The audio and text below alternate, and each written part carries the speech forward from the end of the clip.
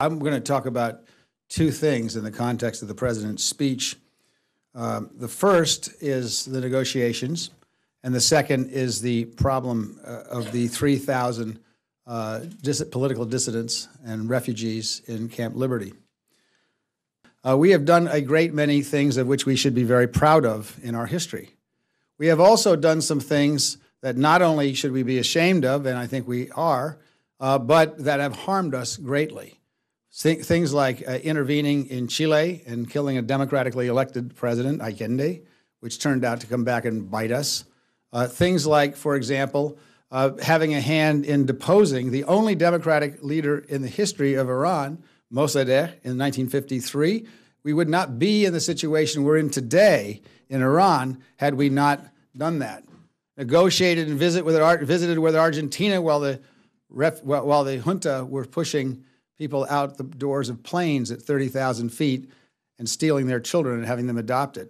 That is not the kind of United States we want to see at the table in Iran.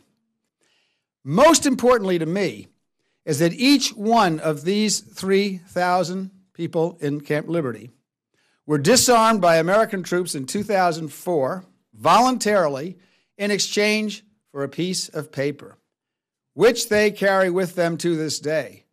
And that piece of paper is signed by the American commander of the American forces at the time who disarmed them.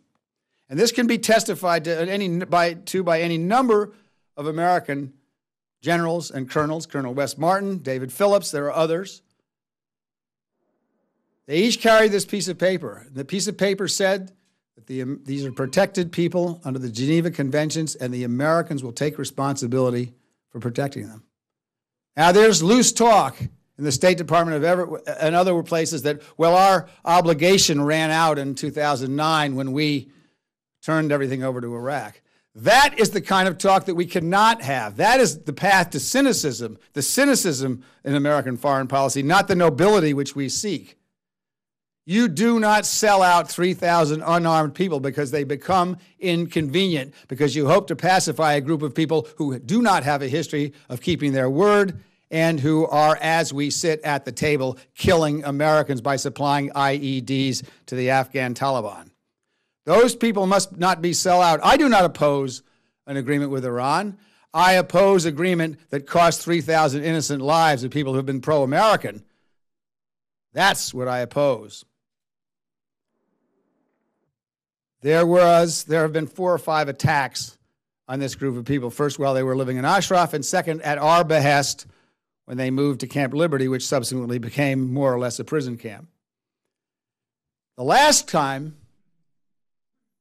they were attacked by either Iraqi forces, a number were executed.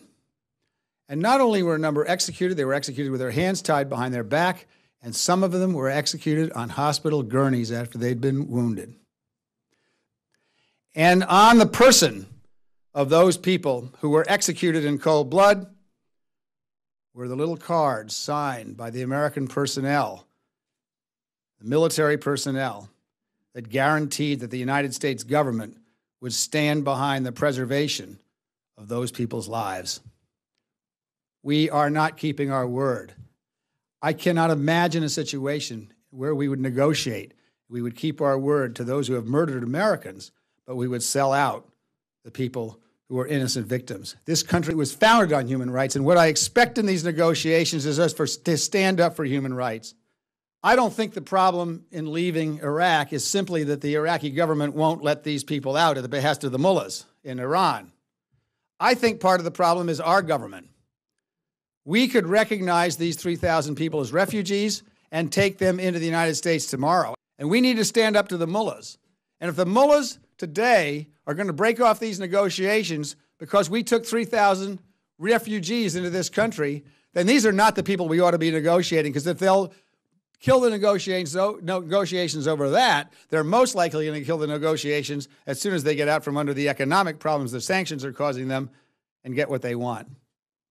This is not the time to exercise cynicism in American policy.